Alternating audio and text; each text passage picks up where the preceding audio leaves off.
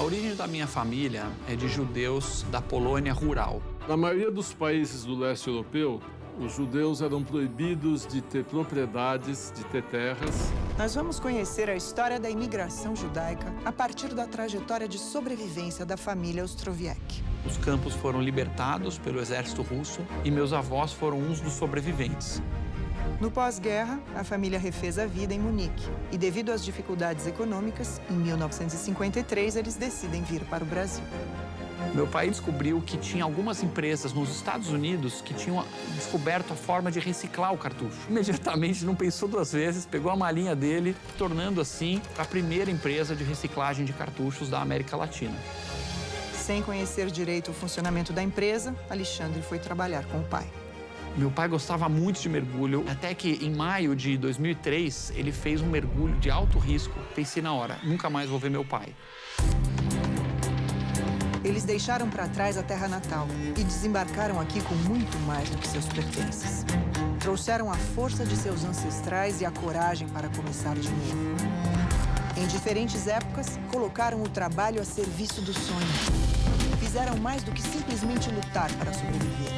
Eles ergueram grandes empresas que ajudaram a construir a riqueza do nosso país.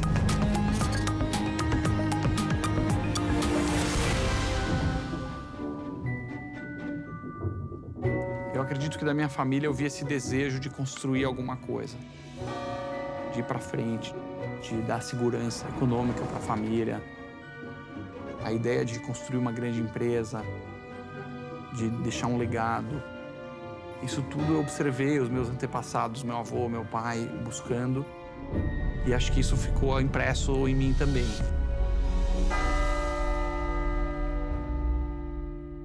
Os imigrantes judeus tiveram suas vidas marcadas pela perseguição e incutiram no Brasil a sua cultura e sua política. Trouxeram a garra para empreender. Tornaram-se grandes empresários que aqueceram a economia do nosso país e hoje são parte da nossa história. A origem da minha família é de judeus da Polônia rural. Os judeus chegaram na Polônia por volta de 1200, a convite do rei Kazimierz. Ele queria desenvolver a Polônia e ele achou que os judeus, como eram bons no comércio, poderiam ajudar a Polônia a se desenvolver economicamente. Na maioria dos países do leste europeu, os judeus eram proibidos de ter propriedades, de ter terras. Havia restrições a quais profissões os judeus poderiam exercer. Então, praticamente, se você vivia na Europa, ou você era dos normais, que era o branco, cristão, etc., ou você era o diferente. E o diferente só tinha um, era o judeu. Os judeus nunca foram considerados cidadãos do país. Eles saíam na rua, já falavam assim, o que esses judeus estão fazendo aqui no nosso país? Mas isso se acentuou dramaticamente quando começou a Segunda Guerra Mundial. A Alemanha tinha saído da Primeira Guerra Mundial destruída. Hitler chegou no poder se aproveitando dessa baixa estima do povo alemão. E ele começou a culpar os judeus e os comunistas por serem os culpados disso. No dia 1º de setembro de 1939, a Polônia foi invadida pela Alemanha nazista e os meus avós estavam nesse contexto. A família foi dividida, foram para guetos. Onde vivia lá 5, 6 mil pessoas, os alemães colocavam 200, 300 mil pessoas. As pessoas no gueto morriam como moscas, porque não tinha comida, não tinha remédio, não tinha recurso. Depois foram mandados para campos de concentração, onde eles eram obrigados a fazer trabalhos forçados para a máquina de guerra alemã. Seus bisavós e 2 de seus tios-avós foram torturados e mortos pelo nazismo. Passar por esse período que os historiadores chamam de Holocausto foi uma experiência extremamente difícil para os meus avós, obviamente. Minha avó, ela trabalhou em fábrica de sapatos para o exército alemão e o meu avô trabalhava num campo em que ele tinha que remover os corpos das câmaras de gás, depois que assassinavam as pessoas. As pessoas que tiravam os cadáveres dos fornos das câmaras de gás chamavam-se Sonderkommando. A grande maioria dos Sonderkommandos eram mortos. Os alemães sabiam que estavam cometendo crime, então, periodicamente, iam trocando essas pessoas. São pouquíssimos que sobreviveram. Meu avô conta que, certa vez, um alemão apontou uma arma para ele e falou: deixa eu matar mais um judeu. Ele se viu numa tensão enorme, né, um risco de vida iminente, e aí ele começou a tirar sarro do alemão que estava com a arma na cabeça dele. O cara perguntou: o que você tá rindo aí, judeu?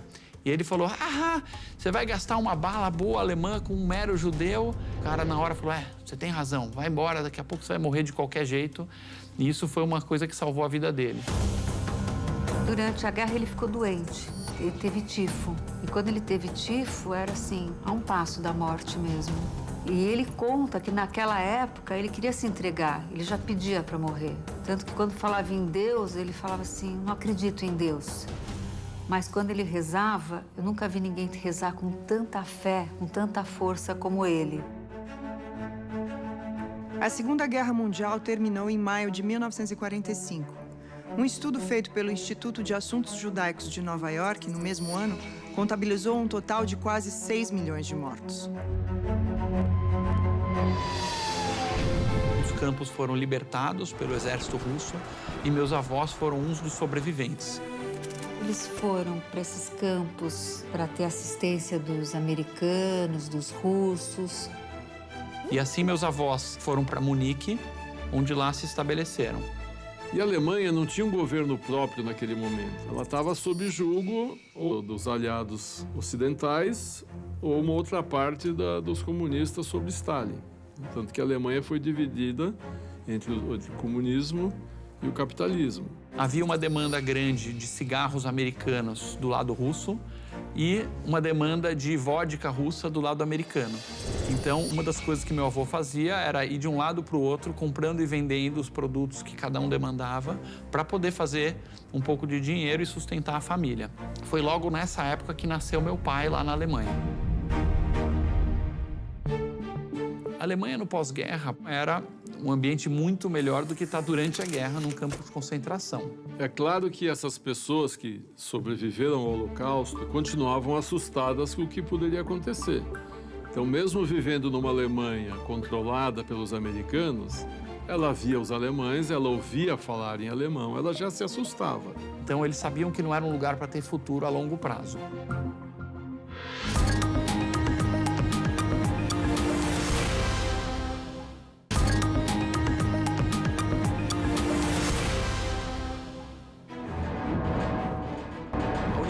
Família é de judeus da Polônia rural.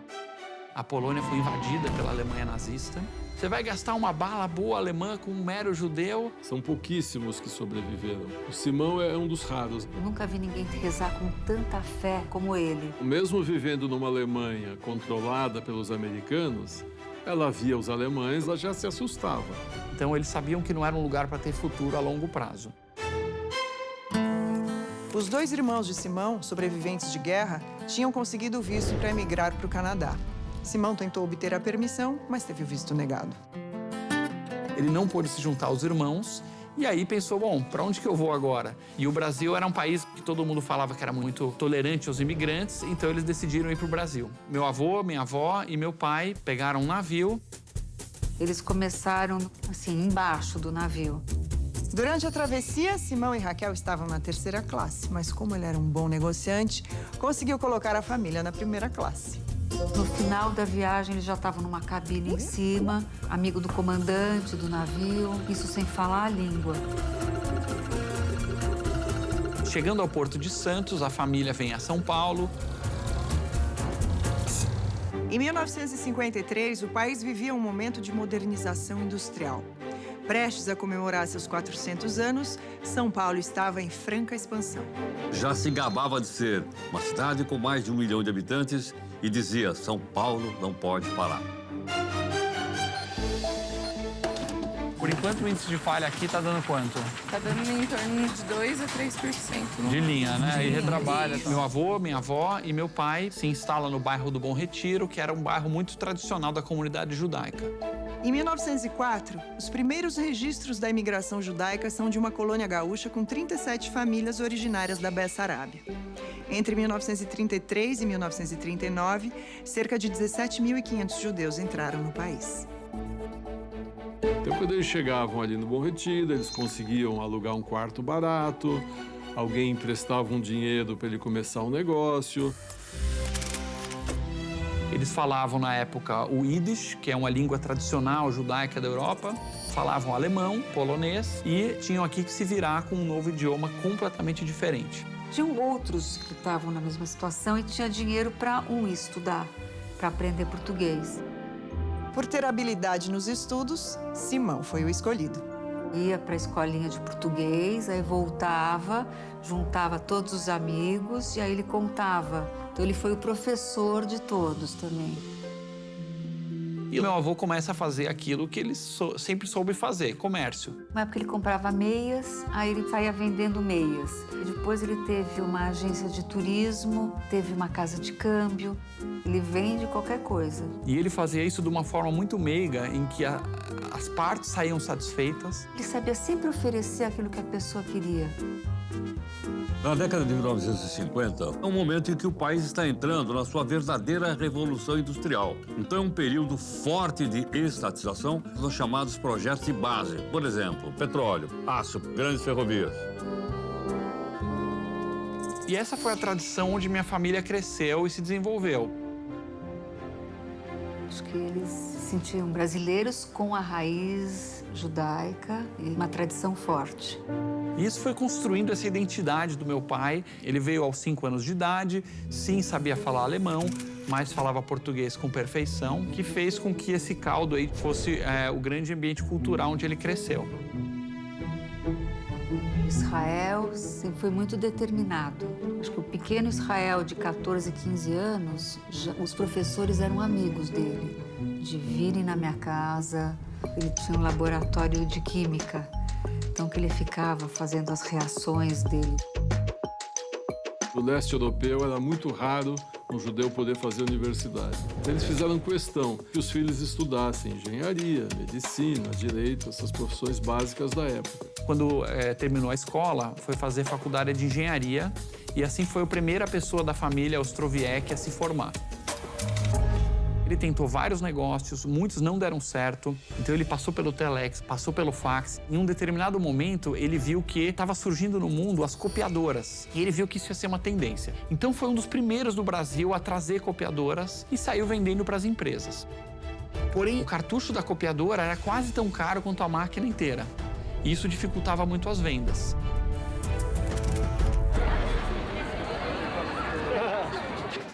Israel era um pioneiro nas ideias dele. Ele enxergou que ele poderia pegar um material que normalmente ia para o lixo e poderia recarregar esse material e revender. Ele descobriu que tinha algumas empresas nos Estados Unidos que tinham descoberto a forma de reciclar o cartucho. Meu pai imediatamente não pensou 2 vezes, pegou a malinha dele e aprendeu a fazer a reciclagem de cartucho, tornando assim a primeira empresa de reciclagem de cartuchos da América Latina. Quando eu cheguei em 89, era bem pequena, tinha uma salinha que ficava o seu Israel e os demais colaboradores ficavam no outro lado da sala. 1 ano e meio depois, a gente já estava em 10 vezes aquele tamanho. Fazendo mais peças, mas o teu curso de eficiência... O Alexandre, a gente via ele muito por lá quando era moleque. Sempre assim, era um rapaz miudinho que sumia, só passeava por lá. Senhor Alexandre Ostrowiecki. No início dos anos 2000, Alexandre já tinha trabalhado em 2 importantes multinacionais antes de ajudar o pai na empresa da família. Eu estava me formando no ano 2000, acabei fazendo administração de empresas, não tinha um conhecimento de cartucho, ter que aprender na prática como fazer os processos básicos da empresa. Alexandre ficou 1 ano aprendendo o ofício com o pai. Meu pai gostava muito de mergulho, o mar era a grande paixão da vida dele. Até que, em maio de 2003, ele fez um mergulho de alto risco na Costa Rica. Quando ele falou que ia fazer essa viagem da Costa Rica, não sei o que me deu naquela hora. Eu não queria que ele fosse. Eu tentei muito que ele não fosse. Não deu certo. Ele foi. Eu cheguei no escritório, vi a secretária, parecia que ela tinha visto um fantasma, e ela, tremendo, me entregou um pedacinho de papel com a impressão de um e-mail da empresa de mergulho da Costa Rica, dizendo: na data de ontem, nós infelizmente perdemos 2 mergulhadores que estão desaparecidos, as buscas continuam. E na hora me veio uma coisa na espinha que eu pensei na hora: nunca mais vou ver meu pai.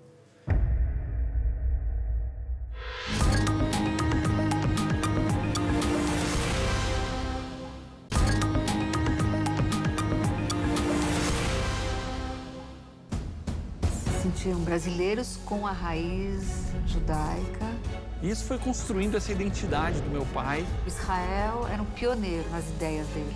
A primeira empresa de reciclagem de cartuchos da América Latina. Em maio de 2003, ele fez um mergulho de alto risco. Nós, infelizmente, perdemos 2 mergulhadores. E na hora me veio uma coisa na espinha que eu pensei na hora, nunca mais vou ver meu pai. No mesmo dia, a gente conseguiu um voo e fomos para Costa Rica. A guarda costeira americana, que estava ajudando também, declarou que não ia ser mais encontrados os corpos das pessoas. Então, realmente, eu nunca mais vi meu pai desde então. No último dia, entrou uma borboleta. Sei que a borboleta veio na minha mão. E borboleta, para mim, é símbolo de mutação, né? Foi para a mão do Alexandre. Aí a borboleta voou, foi embora. Apesar de eu ter essa tensão, nem por um segundo eu pensei em fechar a empresa. Como vai ser? O seu Israel morreu e agora assume o filho dele. Eu tinha 24 anos na época. Não tem experiência. Senti esse cheiro de medo em toda a empresa. Como que ele vai assumir uma empresa de 200 funcionários? Minha mãe falava assim, caminhe sempre com os pés no chão, firmes. E agir, ir para frente. Chamei toda a equipe e falei, nós vamos juntos fazer isso aqui acontecer. Ele trouxe pessoas para compor o time de gerentes dele na época, alguns não deram certo. O grande problema da Multilaser é que ela estava trancada num mercado de nicho com tendência de morrer, que era o cartucho reciclado. Saindo dos cartuchos, a gente começou a identificar novas tendências de consumo e começar a trazer produto bom, bonito e barato para abastecer o mercado. Aí eu faço o teste, o azul, ó. E ele coloca o ponto aqui exatamente na escala, não é que legal? O governo Fernando Henrique já melhora a renda ali da população, gera emprego e tal, uma série de coisas. E aí vem o governo Lula, ele dá continuidade à política econômica do governo Fernando Henrique e promove a inclusão, com crédito, aumento de geração de empregos. E isso significa um aumento do mercado consumidor brasileiro. A gente viu que o PC, o computador pessoal, estava se popularizando como sendo um grande bem de consumo da classe CD no Brasil. O mercado de microcomputadores, de computadores para as pessoas usarem em casa ou então em pequenos escritórios, era um mercado novo. Então, o primeiro nicho que a gente identificou foram os periféricos, os acessórios que vão em volta do computador. O pessoal de administração fala assim, o oceano azul, que é uma parte do mercado onde não existe competição. Eles foram lá e ocuparam esse lugar, eles chegaram primeiro e conseguiram crescer por aí. Então a gente virou uma empresa especialista em importação e distribuição para o varejo de acessórios de computador, caixinha de som, fones de ouvido. O governo brasileiro foi mudando as regras de produção nacional e as regras foram forçando cada vez mais as empresas a investir em produção local. A Lei do Bem foi uma lei criada para dar benefícios tributários a empresas que investissem em pesquisa e desenvolvimento, quer dizer, em criação de tecnologia brasileira. Essa maquininha é muito show. Vou pegar mais algumas aí para botar uma em cada linha. E a gente começou a estudar esse assunto e viu que ia valer a pena fazer uma fábrica no Brasil. Com a fabricação, nós ficamos competitivos em ramos muito fortes, de muito volume. Câmera digital, MP3, o celular, os tablets e os computadores. Ele enxergou que a gente ia viver essa grande revolução tecnológica. Então a gente entrou numa nova liga com competidores muito mais peso pesado e faturamentos muito maiores. Temos hoje escritórios na China, temos uma fábrica em Minas Gerais, uma fábrica em Manaus e escritórios de representação em todo o Brasil. Eu acho que o Alexandre herdou do pai essa coisa do empreendedorismo, acho que vem da família. Agora, é engraçado, o ser humano, eu acredito que tem uma capacidade de reagir às circunstâncias muito forte. Então, as circunstâncias extraordinárias, elas demandam reações extraordinárias. Eu tenho uma teoria que essas pessoas que passaram pela guerra, que passaram por campos de concentração, perderam o medo da morte, perderam o medo de tudo. Ele perdendo o medo, é mais fácil ele empreender, porque ele sabe que começar um negócio e se o negócio não der certo, quebrar, ele vai começar de novo. Quem passou pelo que o sobrevivente passou, perdeu o medo de tudo.